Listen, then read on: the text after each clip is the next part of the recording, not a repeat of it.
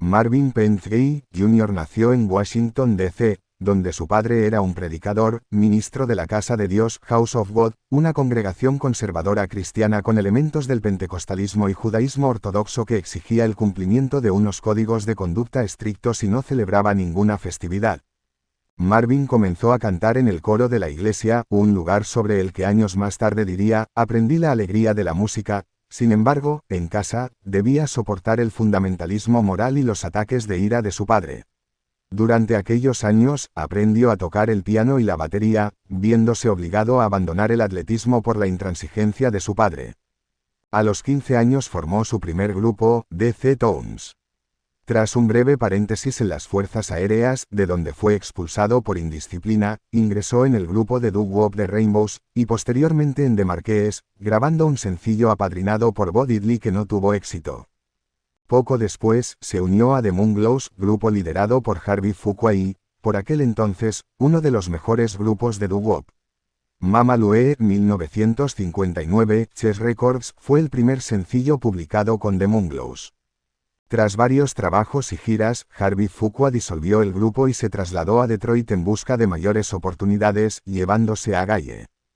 Allí, fundó un sello discográfico y contrajo matrimonio con Gwen Berry, que regentaba otro pequeño sello. Ambos se fusionaron poco más tarde en el sello Triple H Records e incorporaron a su catálogo a Marvin Gaye, que se había casado con Anna Berry, hermana mayor de Gwen, en 1961.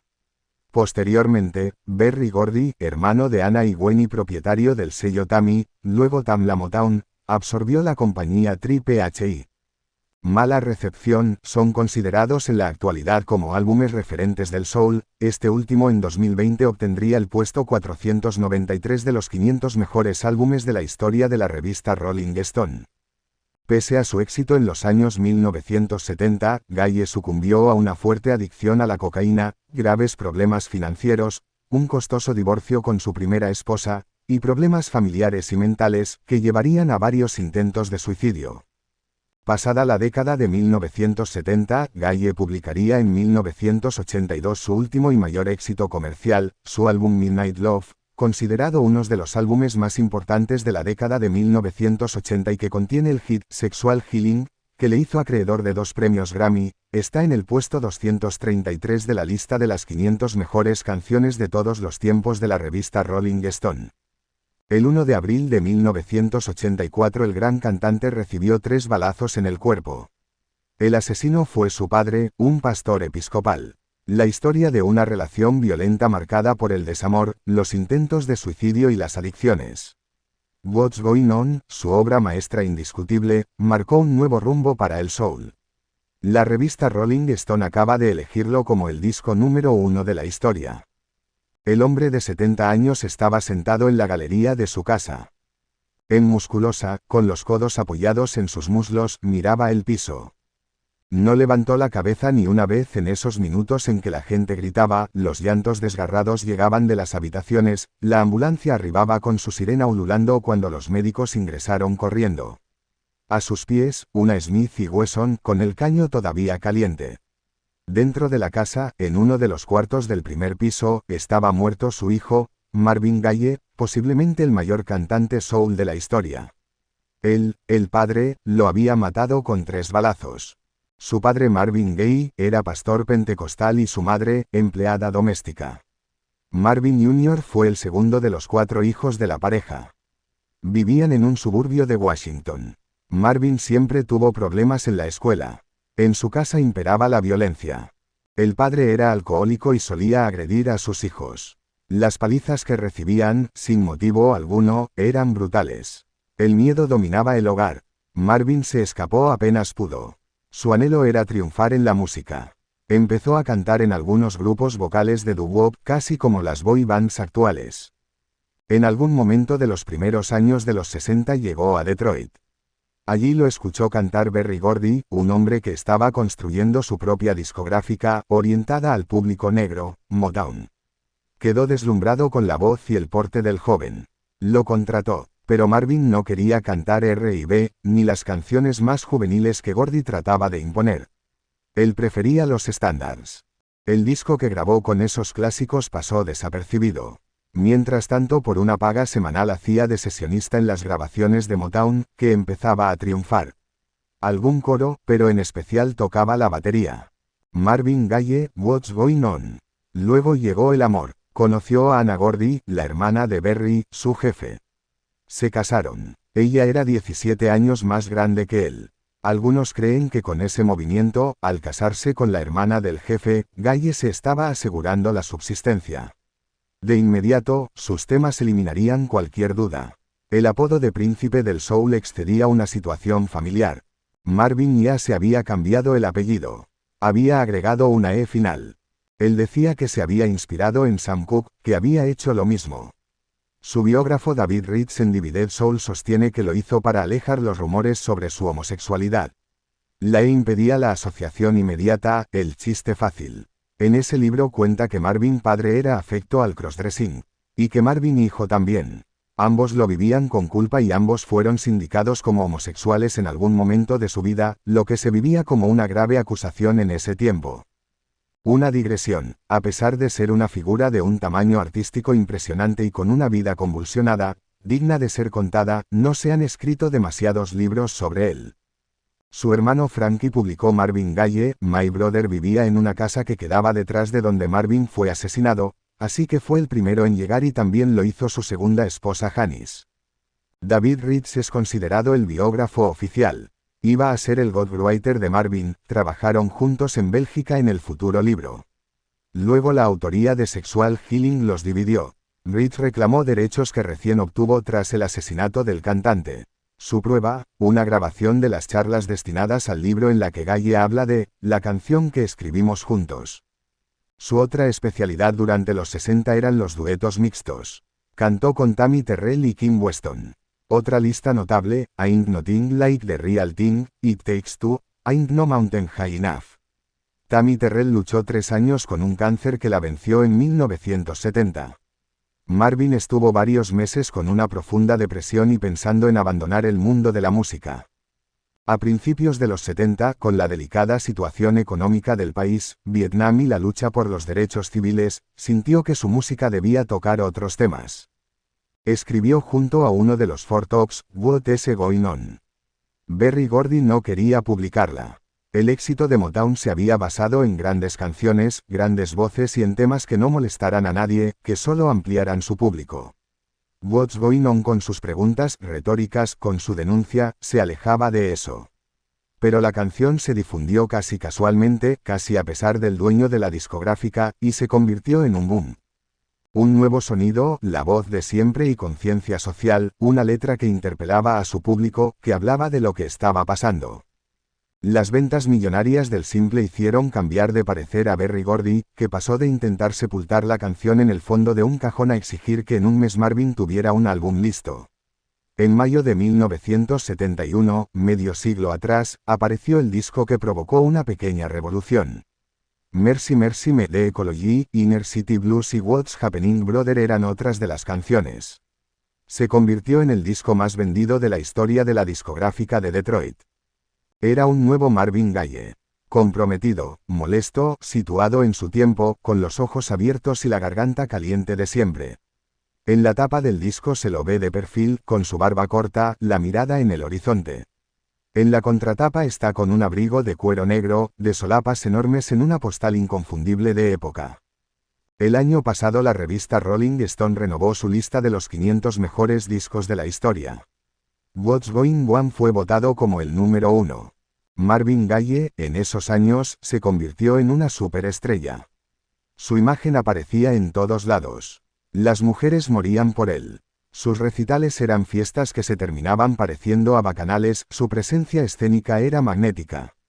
Hasta intentó jugar profesionalmente al fútbol americano en los Detroit Lions debido a su celebridad. Pero esa cima también fue el inicio de la caída.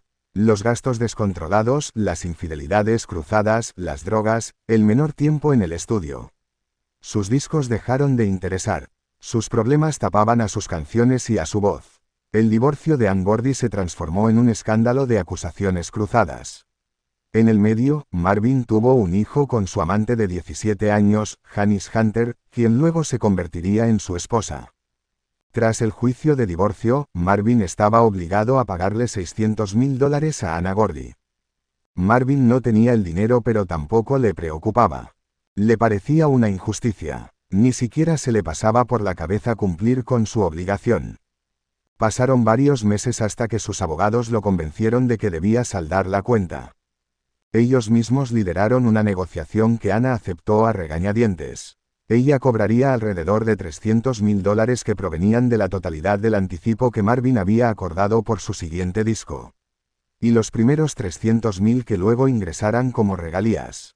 Como no iba a cobrar nada, Gaye no quería entrar a grabar el disco. Luego pensó en grabar cualquier cosa, un disco malo para perjudicar a su ex esposa. La mejor venganza sería contar la historia de su divorcio. Ella cobraría su dinero pero todo el mundo conocería la versión de Marvin. El título era explícito, Here, My Dear, algo así como, acá tenés, querida. Un disco doble, casi 75 minutos, en que el cantante narra el desmoronamiento de su pareja. Un tema se repite en 3 momentos diferentes del disco, When Did You Stop Loving Me, When Did I Stop Loving You, cuando dejaste de amarme, cuando dejé de amarte. Anna quiso entablar otra acción judicial contra su ex marido porque consideraba que había violado su intimidad al contar determinadas situaciones en estas canciones. El sobre interno del LP era explícito. Una foto con un tablero de una especie de Monopoly. Del lado de la mano femenina había pilas de billetes, propiedades, empresas, del otro, un billete de $1, discos e instrumentos musicales. Here, My Dear fue un fracaso de crítica y de ventas en su momento. Pero con el tiempo ha obtenido el reconocimiento que se merece e integra el canon de ese género particular que es el de los discos de ruptura, encabezado por Blood on the Tracks de Dylan. Sus siguientes discos tampoco tuvieron éxito, su adicción crecía y la deuda impositiva también. Se separó de su segunda esposa y tiempo después se recluyó en Bélgica, en la ciudad de Ostende. Lo llamó exilio impositivo. Debía millones de dólares en impuestos y el Estado norteamericano lo perseguía. Gran parte de sus ingresos estaban embargados y lo que lograba esconderle a la agencia de recaudación, lo gastaba en drogas. En Bélgica comenzó lo que parecía su recuperación con el éxito de Sexual Healing. Pero ni siquiera ese triunfo y el del álbum Midnight Love, que lo contenía, de 1982 habían logrado cambiar su suerte. El regreso a Estados Unidos en 1983 no lo alejó de sus fantasmas y tormentas internas. Una gira exitosa, presencia en los medios, sus 2 primeros Grammy, y apariciones televisivas estelares, el himno en el Juego de las Estrellas de la NBA, el especial de los 25 años de Motown, no bastaron. Fue a vivir a la casa que le había comprado a sus padres en Los Ángeles. Pasaba días en su habitación, sin salir, ni cambiarse de ropa. Sus únicos contactos habituales eran sus padres y el dealer. Marvin Gaye estaba abrumado por sus adicciones, por las deudas y por la paranoia. Estaba convencido de que alguien lo quería matar. En su última gira había dado varios recitales con un chaleco antibalas, compraba armas hasta casi poseer un arsenal, gastaba gran parte de sus ingresos en personal de seguridad y hasta le había regalado en la Navidad de 1983 a su padre el 38 que lo terminaría matando. El 1 de abril de 1984 nadie estaba pensando en preparar los festejos para el cumpleaños 45 de Marvin hijo. Sería al día siguiente pero no había lugar para tortas ni alegría. El clima estaba tenso desde hacía mucho tiempo. Padre e hijo nunca se habían llevado bien. Pero en esos últimos meses de convivencia forzada todo había empeorado. Sus biógrafos afirman que en esos meses tuvo al menos 2 intentos de suicidio, una sobredosis deliberada de cocaína y unas semanas antes de su muerte se tiró de un auto en movimiento. Antes del juicio, al padre le encontraron un tumor benigno en la base del cerebro. Fue operado con éxito y el proceso se llevó adelante. La condena no fue severa. El juez tuvo en cuenta las agresiones previas de Marvin y su adicción. Le dio 6 años en suspenso con una probation de 5 años. Marvin Gaye, el padre, vivió 14 años más. Murió de un infarto en 1998. Los $2 millones que Marvin debía a las autoridades impositivas parecen una nimiedad con la facturación anual de su obra en la actualidad. Año a año siguen apareciendo ediciones remasterizadas, inéditos o grabaciones en vivo. Hasta hace poco estaba entre los 10 primeros entre los muertos del mundo de la música que más facturaban anualmente según la revista Forbes. Sus hijos ganaron el juicio por plagio contra Robin Thicke y Pharrell Williams por la autoría de la canción Blue Red Lines. La sucesión de Gaye obtuvo más de $8 millones. Mientras tanto, grandes estrellas intentan llevar su vida a la pantalla. Cameron Crowe, Dr. Dre y Jamie Foxx planearon biopics sobre el cantante que hasta ahora no se han podido concretar.